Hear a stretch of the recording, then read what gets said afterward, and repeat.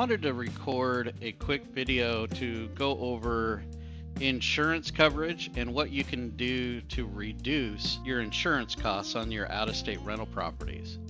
Both insurance companies and lenders are adding two things to your policy that is really not necessary or needed, depending on your investment strategy. Most of our investors, we're going to encourage that you remove loss of rents and change your total loss from replacement value to actual value. So I want to cover both of those real quick. You can see here on this quote that it includes a loss of rent coverage for up to 12 months.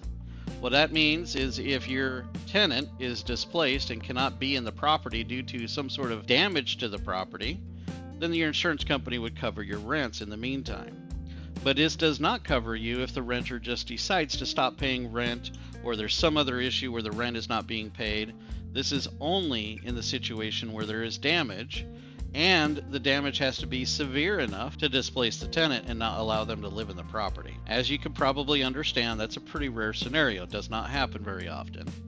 So in that scenario, we just feel like that is a waste of an insurance coverage. So you remove that. If you feel that you want to still allocate for additional loss of rent above and beyond the regular vacancy amount that we suggest, just store that same amount in your account. Instead of paying the insurance company an extra $100 or $200 a month, put that in your account, and then as that account grows, eventually it'll be large enough that you can deploy it when you feel comfortable.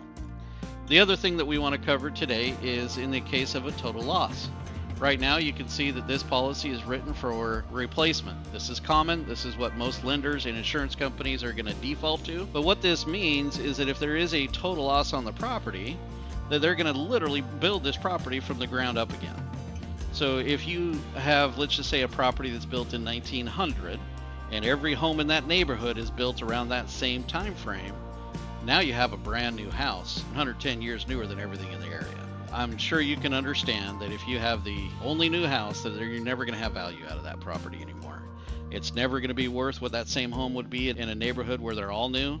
It'll never rent for as much as they would in a new neighborhood. You're just putting yourself in a position where your home is never going to have the true value that it should. If you switch this from replacement to actual, all you're going to be doing in a case of a total loss is walking away from the property, paying off your loan, and then moving on and buying something else, and you can get another investment like in the beginning with us or see fit.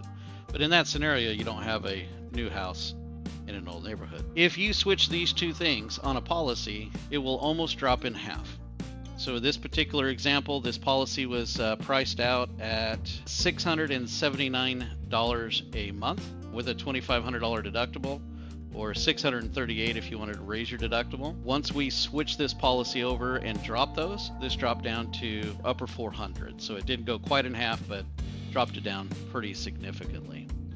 If you want to make sure that you get your best rates, keep the best ROI, you're going to want to make sure that you stay on top of your insurance quotes.